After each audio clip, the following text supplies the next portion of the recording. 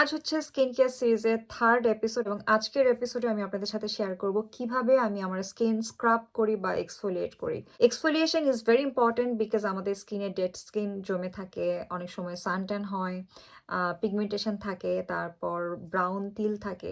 So এই বিষয়গুলো বা এই কনসার্নগুলোকে আমরা ফোকাস করেই অনেক সময় এক্সফোলিয়েশন করাটা খুব ইম্পর্টেন্ট মনে করি। বাট যেহেতু আমার ড্রাই স্কিন, সো এক্সফোলিয়েশনের আগে আমাকে অনেক কিছু চিন্তা করতে হয় যে এক্সফোলিয়েট করলে আমার স্কিনটা ওভার ড্রাই হয়ে যাবে কিনা বা আমার স্কিনটা রিঅ্যাক্ট করবে কিনা। সো সেই ক্ষেত্রে অনেক রিসার্চ করে আমি একটা ইনগ্রেডিয়েন্টস বের করেছি and that is lactic acid.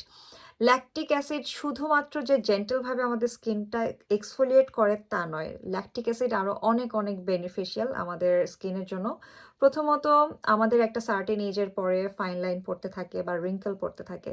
Definitely যখন আমাদের বয়স বাড়বে আমরা ফাইন লাইন বা রিঙ্কেল পড়াকে স্টপ করতে পারবো না, বাট এই প্রসেসটাকে আমরা স্লো করতে পারবো। সো ল্যাকটিক অ্যাসিড যেটা করে সেটা হচ্ছে আপনার ফাইন লাইন বা রিঙ্কেল এই পুরো প্রসেসটাকে স্লো করে। আই মিন বলতে গেলে আপনার ফেড করতে থাকে বাট রিডিউস করতে থাকে। তারপর অনেকের ব্রাউন তিল থাকে, পিগমেন্টেশনের দাগ থাকে বা স্পটস থাকে, সানবার্ন থাকে, সানস্পট থাকে বা এইজেনিংয়ের কারণে অনেকের স্পট থাকে ফেসে। সো এই সকল দাগগুলোকে ল্যাকটিক অ্যাসিড ফেড করতে হেল্প করে। ডেফিনেটলি আপনি ওভারনাইট রেজাল্ট পাবেন না, আপনাকে কনসিস্টেন্সি মেনটেন করে রেগুলারলি ব্যবহার করতে হবে এবং আস্তে আস্তে আপনি দেখবেন যে আপনার একটা স্কিনে ইমপ্রুভমেন্ট আসছে এবং পোর্স মিনিমাইজ করতে হেল্প করে। আর সেই সাথে তো জেন্টলভাবে এক্সফোলিয়েট করেই এবং সেই সাথে ল্যাকটিক অ্যাসিড কিন্তু আমাদের স্কিনে হাইড্রেশনও ধরে রাখতে হেল্প করে। সো ল্যাকটিক অ্যাসিড আমি কেন পছন্দ করি? Because it's suitable for dry skin, suitable for sensitive skin and suitable for mature skin as well. So এই জন্য আমি ল্যাকটিক অ্যাসিড ব্যবহার করি এবং আমি পছন্দ করি হচ্ছে অর্ডিনারি এই ল্যাকটিক অ্যাসিডটা। সো আজকে আমি অর্ডিনারি ল্যাকটিক অ্যাসিডটা কীভাবে ব্যবহার করি এটাই আমি আপনাদের সাথে শেয়ার করব। বাট তার আগে ডেফিনেটলি আমার এখন ফেসে মেকআপ করা। সো আমি ফেসটা সুন্দর করে ক্লিন করব, মেকআপটা রিমুভ করব এবং আমি কিভাবে মেকআপ ক্লিন করি, কিভাবে আমি আমার ফেসটা ওয়াশ করি এই ভিডিওটা আমি গতকালকে অলরেডি আপলোড করেছি। যারা যারা দেখেননি তাদের দেখে নিতে পারেন, আমি কমেন্ট সেকশনে ভিডিওর লিঙ্কটা দিয়ে দিব। সো আমি হাত মুখ ধুয়ে আসছি, এখন আমি আমার ল্যাকটিক অ্যাসিডটা ব্যবহার করব। আমি ব্যবহার করছি ordinary lactic acid 10% with hyaluronic acid. So আমি জাস্ট ড্রপারে অল্প একটু নিয়ে আমার হাতে নিয়ে নিলাম। Is very water consistency. এভাবে জাস্ট প্রেস করে করে আমার সম্পূর্ণ ফেসে অ্যাপ্লাই করে নিলাম। আপনারা যখন প্রথম অ্যাপ্লাই করবেন একটু স্লাইটলি রেডনেস থাকতে পারে, টিঙ্গল এফেক্ট হতে পারে, বাট ইটস ফাইন। বাট যদি এটা এক্সেস হয় সেই ক্ষেত্রে আপনি একটু ওয়াটার স্প্ল্যাশ করে নিতে পারেন।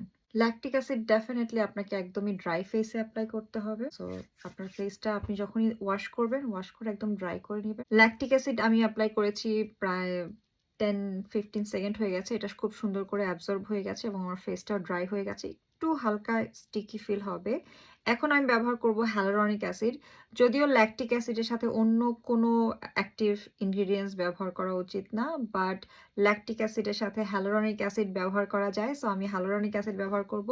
যেহেতু হ্যালোরনিক অ্যাসিড ব্যবহার করতে হয় ড্যাম্প স্কিনে, সো আমি এখন স্কিনটা ড্যাম্প করব। আপনারা একটু পানি স্প্ল্যাশ করে নিতে পারেন, যে কোনো ধরনের ফেশিয়াল মিস্ট ব্যবহার করতে পারেন। আমি ব্যবহার করেছি এভিনের থার্মাল ওয়াটার এবং এখন আমি ব্যবহার করব হচ্ছে কোজারেক্সের স্নেল মিউসিন। আপনারা দেখেই বুঝতে পারছেন আমি কতখানি ব্যবহার করে ফেলেছি। সো স্নেল মিউসিনের সাথে কিন্তু এখানে হ্যালোরনিক অ্যাসিড আছে এবং সেই সাথে আরও অনেক ভালো ভালো কিছু ইনগ্রিডিয়েন্টস আছে যেগুলো আমাদের স্কিনের জন্য অনেক beneficial and it's a safe essence or serum যেটাই বলেন না কেন। সো এটা আমি ল্যাকটিক অ্যাসিডের সাথে পেয়ার আপ করে ব্যবহার করি। আর ল্যাকটিক অ্যাসিড ব্যবহার করার আগে আপনি আই ক্রিম ব্যবহার করে নিতে পারেন if you want to use your eye cream, because তাহলে আপনার আই এরিয়াটা খুব সুন্দর প্রোটেক্টেড থাকবে। আমার অ্যাসেন্সটা অ্যাবজর্ব হয়ে গেছে, এখন আমি ব্যবহার করব আমার ময়শ্চারাইজার।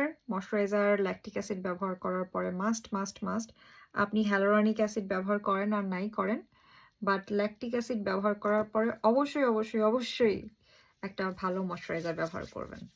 সো আমি এখন ময়শ্চারাইজারটা ব্যবহার করে নিব অ্যান্ড এটাই হচ্ছে আজকের আমার night time skin care. Weekly একবার আমি এইভাবে আমার স্কিন কেয়ারটা করি, ল্যাকটিক অ্যাসিড ব্যবহার করি। সো আই হোপ আজকের ভিডিওটাও আপনাদের ভালো লেগেছে। দেখা হবে আগামীকালকে, সেই পর্যন্ত আল্লাহ হাফেজ।